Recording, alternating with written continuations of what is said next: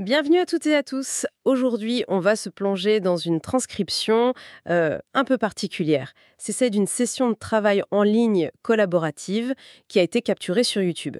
Imaginez voilà, une équipe qui essaye de s'organiser à distance avec les outils qu'ils ont. Et notre mission, comme d'habitude, c'est d'essayer d'en tirer le jus, quoi.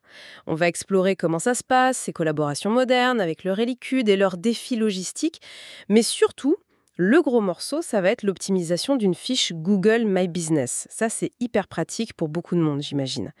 Et alors, attention, petit détour complètement inattendu par la légende de l'Atlantide. Oui, oui, on va essayer de voir comment tout ça se connecte, enfin, si ça se connecte. Absolument.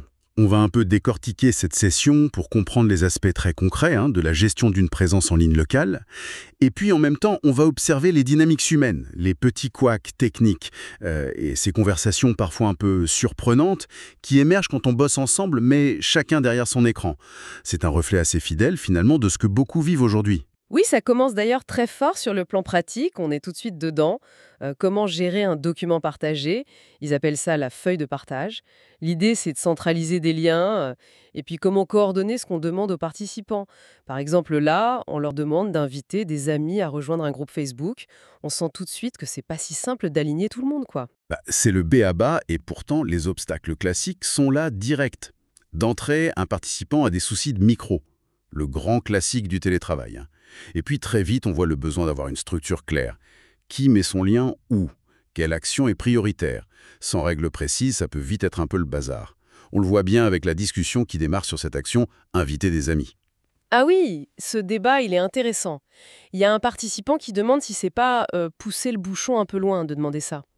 Ça soulève une question de fond dans toute collaboration, où on met la limite entre l'objectif commun et la sollicitation perso des réseaux de chacun. Est-ce qu'on risque pas de braquer les gens? Exactement, la question est posée.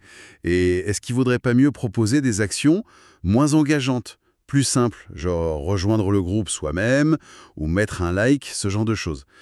Et ce qui est intéressant aussi, c'est qu'ils évoquent le besoin d'être souple, d'adapter les demandes si elles sont mal perçues, si ça dérange. Ça montre bien qu'ils cherchent un équilibre, qu'ils essaient de définir des règles du jeu qui soient OK pour tout le monde. C'est un peu un microcosme des défis de gestion de projet en fait. C'est vrai, on voit bien les tâtonnements pour trouver le bon mode de fonctionnement. Mais alors que la discussion est très terre-à-terre, paf, ça prend un virage. Comment dire? Oui, voilà, le moment... Un peu ésotérique, un participant, Patrice, intervient avec une théorie assez surprenante pour expliquer les difficultés que certains pourraient avoir avec la technologie. Oui, c'est le moment ovni de la session. Patrice partage une idée qu'il attribue à une spécialiste de la spiritualité. Il prend bien soin de dire que c'est au conditionnel. L'idée, en gros, c'est que l'Atlantide, la civilisation mythique dont parle Platon, aurait disparu à cause d'une mauvaise utilisation de technologies très avancées. Et selon cette hypothèse, certaines personnes aujourd'hui porteraient des traces d'ADN de cette époque. Et ça expliquerait une sorte de blocage, de résistance inconsciente face à la technologie moderne. Même chez des gens intelligents, il précise.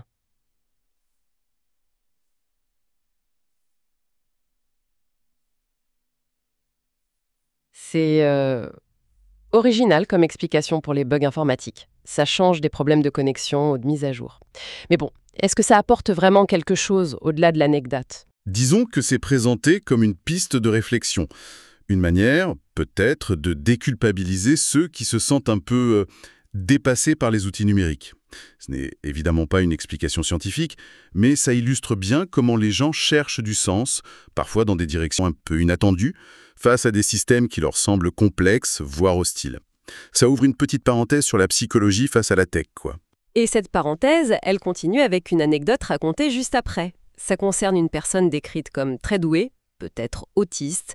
Il y a une hésitation sur le terme d'ailleurs, un trisomique est mentionné puis corrigé. Bref, cette personne était apparemment passionnée par l'Atlantide, mais surtout, elle excellait dans des domaines très rationnels, comme la prédiction d'investissement ou les échecs. Oui, l'anecdote suggère que cette personne avait une capacité d'analyse logique assez hors norme, lui permettant d'anticiper des choses, des stratégies, bien en avance. Ses centres d'intérêt pouvaient sembler bizarres, comme cette fascination pour l'Atlantide, et ses conseils, souvent ignorés au début, se révélaient juste par la suite, apparemment. C'est fascinant comme histoire. Ça fait un peu écho à cette idée qu'une pensée qui sort des clous, même si elle paraît étrange, peut parfois accéder à une compréhension différente, peut-être plus profonde, des systèmes complexes, que ce soit les marchés financiers, les échecs, ou, qui sait, peut-être même les algorithmes de Google. Ah, c'est une transition intéressante que vous faites là. Parce qu'après ce détour par les mythes et les modes de pensée un peu alternatifs, la discussion revient très concrètement à la maîtrise d'un système moderne particulièrement complexe. Google My Business, GMB, c'est un peu comme si on passait de la tentative d'expliquer l'inexplicable à la volonté de maîtriser ce qui peut l'être. Exactement. Retour sur Terre. Et quelle Terre? Le référencement local. Alors, par où il commence? Les bases, j'imagine. Oui, la session rappelle les fondamentaux. Créer une fiche GMB, c'est présenté comme assez simple. Faut suivre les étapes de Google. Le choix de la catégorie principale est important. Attention, on choisit dans la liste de Google. On n'invente pas. La validation se fait souvent par téléphone, donc il faut un numéro valide. On apprend aussi qu'on peut masquer son adresse physique. Ça, c'est utile pour ceux qui bossent de chez eux, même s'il faut la donner à Google au départ. Et bien sûr, les photos. Crucial pour attirer l'œil, même si bon, c'est Google qui décide de l'ordre et s'il les valide ou pas. Classique. Mais j'imagine que le vrai boulot commence après, non? Qu'est-ce qui ressort comme étant vraiment le point clé? Sans aucune hésitation, les avis clients. C'est martelé dans la discussion, il en faut, beaucoup, et des bons. L'objectif, c'est vraiment de viser une moyenne au-dessus de 4 étoiles sur 5. Pourquoi? Parce qu'au début, avec peu d'avis, une seule mauvaise note, paf, ça peut faire plonger la moyenne et votre crédibilité. C'est mathématique et psychologique aussi. Logique. Mais ils insistent sur autre chose concernant les avis, n'est-ce pas? Un truc qui m'a un peu surprise. Oui, et ça c'est fondamental. Il faut répondre à tous les avis. Pas seulement les négatifs pour éteindre l'incendie, mais aussi et surtout les positifs. Répondre aux avis positifs, beaucoup de gens mettent juste merci ou rien du tout. Pourquoi c'est si important, stratégiquement? C'est une opportunité en or. L'exemple donné, c'est celui d'un salon de coiffure. Une cliente laisse un 5 étoiles. Super coupe, merci. Au lieu d'un simple merci, le salon peut répondre « Merci beaucoup pour votre tour. Nous sommes ravis que votre nouveau lissage brésilien vous plaise. Au plaisir de vous revoir pour l'entretien. » Vous voyez, on remercie, on personnalise un peu, et hop, on a glissé le mot-clé « lissage brésilien ». Ah, astucieux. Donc ça aide Google à comprendre que ce salon fait spécifiquement des lissages brésiliens et pas juste des coupes. C'est ça. Précisément. Ça renforce la pertinence de la fiche pour cette recherche-là. C'est une façon d'optimiser son SEO local tout en engageant la conversation avec ses clients. Et ça nous amène directement à l'importance capitale des mots-clés dans toute la stratégie JMB. J'allais y venir. Comment on choisit les bons mots-clés? Le conseil donné semble être du bon sens, mais c'est pas toujours appliqué, j'ai l'impression. Le conseil clé, c'est parler le langage de vos clients, pas votre jargon technique. Si vous êtes plombier, vos clients cherchent peut-être réparer fuite d'eau évier plutôt que intervention sur robinetterie défectueuse, quoi. Faut se mettre à leur place. Et ces mots-clés, il faut les utiliser partout où c'est pertinent, dans la description de l'établissement, dans les réponses aux avis, comme on vient de voir, et aussi dans les posts qu'on peut publier sur la fiche. D'accord. Et pour la zone géographique, faut voir large tout de suite? Non, le conseil, c'est plutôt de commencer petit et local. Si vous êtes basé à Lyon, concentrez-vous d'abord sur Lyon et les communes juste autour. Essayez de viser toute la France ou toute l'Europe dès le début, surtout si on galère déjà à être visible localement, c'est souvent contre-productif. Mieux vaut être bien classé sur une zone limitée que noyé dans la masse sur une zone trop large. C'est logique. Mais comment on sait si on est bien classé, justement? Ils parlent d'outils pour ça, non? Avec plus ou moins de succès, d'ailleurs. Oui, il teste un outil gratuit, My Happy Business. L'idée est sympa, ça permet de visualiser sa position sur une carte, une sorte de grille, pour voir où on apparaît selon les mots-clés et l'endroit où se trouve l'internaute. Sauf que, pendant la session, ça coince. L'outil ne se lance pas, la carte reste vide. Alors, problème de bloqueur de pub, outil un peu laissé à l'abandon, un lien vers un groupe Facebook était mort aussi, difficile à dire. Ah oui, donc même les outils censés aider peuvent être source de frustration. Ça rappelle un peu les problèmes techniques du début de la session, ça. Tout à fait. Un autre outil est juste mentionné via une URL, vérificateur classement Google Maps, mais sans plus de détails. Au final, ça montre bien qu'il n'y a pas de solution miracle pour espionner l'algorithme de Google. Ces outils donnent des indices, mais l'incertitude demeure sur les critères exacts et leur poids dans le classement local. Bon, on a couvert les bases, fiches complètes, photos, avis, réponses, mots-clés ciblés. Mais la discussion va plus loin, hein. Elle explore des techniques un peu plus avancées pour vraiment booster sa fiche GMB, c'est ça? Exactement. C'est là qu'on entre dans les trucs en plus qui peuvent faire la différence. Premièrement, l'ajout de services spécifiques. Il ne s'agit pas juste de la catégorie générale, genre salon de coiffure, mais de lister précisément chaque prestation. Coupe-femme, coloration, lissage brésilien, etc. Avec idéalement une description pour chaque. Et pourquoi pas un prix. C'est présenté comme ayant un fort impact.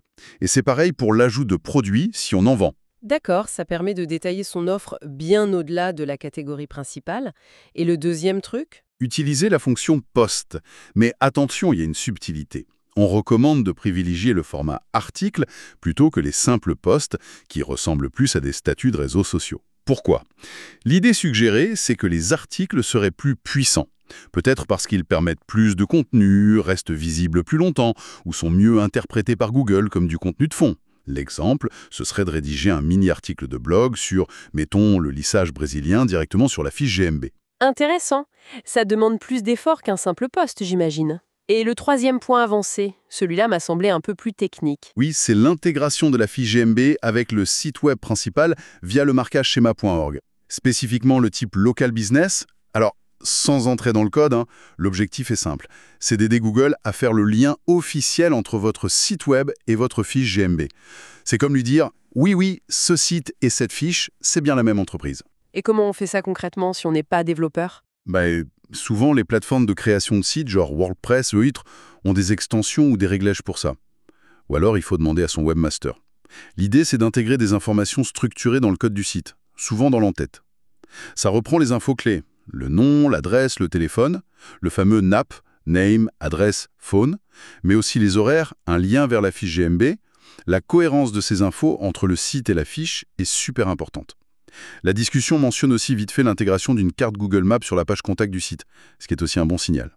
D'accord. Donc l'idée, c'est la cohérence avant tout, et aider Google à connecter les points. Et le dernier point avancé? Suivre les statistiques de performance que GMB fournit. Combien de personnes ont vu la fiche? Combien ont cliqué vers le site? Demander un itinéraire? Appeler directement? C'est essentiel pour savoir ce qui fonctionne et ajuster sa stratégie. Il mentionne aussi une offre Google Ads qui apparaît parfois, mais avec un certain scepticisme, ce qui est plutôt sain. Il faut toujours évaluer si les offres payantes sont pertinentes ou pas. On a donc un bon arsenal de techniques. Est-ce qu'il y a d'autres astuces ou stratégies qui sont ressorties de la discussion? Oui, quelques autres points intéressants. L'insistance sur le langage client pour les mots-clés, ça revient plusieurs fois, c'est vraiment un leitmotiv. Une idée plus originale et présentée comme assez spéculative, c'est de potentiellement stimuler l'algorithme en demandant depuis son mobile des itinéraires depuis un commerce voisin connu vers son propre établissement. L'hypothèse, non prouvée, c'est que Google pourrait y voir un signal d'intérêt local. C'est une idée. Malin ou en tout cas créatif, hein. Et sur les avis, comment on fait pour en obtenir plus facilement? Et à ses clients satisfaits. Google fournit un lien direct vers la page d'avis de la fiche GMB. Il faut l'utiliser, ça simplifie la démarche pour le client. Par contre, un frein est identifié. Il faut avoir un compte Google pour laisser un avis. Et ça, tout le monde n'en a pas ou n'a pas envie de l'utiliser. Pour contourner ça, si un client rencontre un blocage, parfois c'est lié au navigateur, le conseil donné est d'essayer avec un autre navigateur ou en navigation privée. D'accord. Et une dernière clarification technique qui semble importante, si on modifie sa fiche GMB, est-ce qu'il faut aussi aller modifier Google Maps après? Non, et ça c'est une bonne nouvelle. Les modifs faits dans l'interface GMB, les horaires, la description, les services, tout ça se répercute automatiquement sur ce qui s'affiche dans Google Maps. Pas besoin de faire le travail deux fois. GMB, c'est vraiment le tableau de bord central pour gérer sa présence locale sur Google. Parfait, c'est clair. Et pour ancrer tout ça dans la réalité, les participants partagent leur cas personnel, c'est bien ça? Oui, et c'est là qu'on voit l'application concrète. Une participante parle de son activité de sophrologie et nutrition à Marseille. La question se pose, faut-il afficher l'adresse si on fait aussi de la téléconsultation? Comment on gère sa visibilité dans ce cas un peu hybride? Un autre participant gère la fiche d'un salon de coiffure qui, malgré des efforts passés, même avec une gestion externe payante à un moment, a besoin d'être redynamisé. Ces exemples montrent bien que ce n'est pas juste une question de cocher des cases une fois pour toutes alors. Exactement. L'optimisation JMB, c'est un marathon, c'est pas un sprint. Il faut constamment chercher de nouveaux avis, y répondre, publier des posts ou des articles régulièrement, mettre à jour ses infos, horaires spéciaux, nouveaux services, et surtout, rester vigilant parce que Google change ses algos et ses fonctionnalités tout le temps. L'exemple du salon de coiffure qui doit être relancé montre bien qu'un manque de suivi constant, même après avoir bien démarré, ça peut faire retomber les résultats. Ça demande une implication continue, en fait. Bien, je pense qu'on a fait un tour assez complet. Pour résumer un peu cette exploration de la source à distance, on a commencé par observer les défis très concrets de la collaboration à distance, avec ses problèmes techniques et ses besoins de coordination. On a fait ce détour un peu surprenant par l'Atlantide, qui nous a peut-être moins parlé de technologie que de la façon dont on cherche à expliquer ce qui nous dépasse. Et puis, on s'est vraiment enfoncé dans les détails de Google My Business. Oui, on a vu que GMB, ça va bien au-delà de juste créer une fiche. Les clés du succès, si on résume, ça semble être 1. La complétude et l'exactitude des infos de base. Ça, c'est la fondation. 2. La chasse active aux avis positifs et surtout des réponses personnalisées qui intègrent des mots-clés pertinents. Ça, c'est crucial. 3. L'utilisation systématique du langage client dans tous les textes. Description, post, réponse. 4. L'exploitation des fonctionnalités avancées comme les services, les produits et les articles. Faut pas hésiter à les utiliser. 5. L'intégration technique avec le site web via schema.org pour assurer la cohérence, le fameux NAP. 6. Et enfin, un suivi régulier des stats et une adaptation constante. C'est un travail de longue haleine. C'est une excellente synthèse. Et pour finir, comme d'habitude, une petite pensée pour prolonger la réflexion. En repensant à ce fil conducteur un peu étrange de notre discussion, la résistance supposée à la technologie liée à l'Atlantide, l'anecdote de cette personne aux prédictions justes basées sur une logique hors norme et la complexité bien réelle de l'algorithme de Google. On pourrait se demander, pour maîtriser ces systèmes complexes, qu'est-ce qui compte le plus? L'analyse logique, structurée, méthodique, comme celle qu'on a détaillée pour GMB, ou bien est-ce qu'il existe une part qui relève d'une reconnaissance de motifs plus intuitive, plus profonde, presque différente, un peu comme celle qu'on a prêtée à la personne de l'anecdote? Exactement. Y a-t-il un lien caché entre la capacité à vraiment sentir comment fonctionne un système complexe, qu'il soit technologique ou autre, et des modes de pensée qui sortent un peu de la norme? Peut-être que l'optimisation parfaite ne réside pas seulement dans l'application rigoureuse des règles connues, mais aussi dans une forme d'intuition sur les règles cachées. Voilà, une question qui nous emmène un peu plus loin que nos sources du jour. Merci de nous avoir écoutés.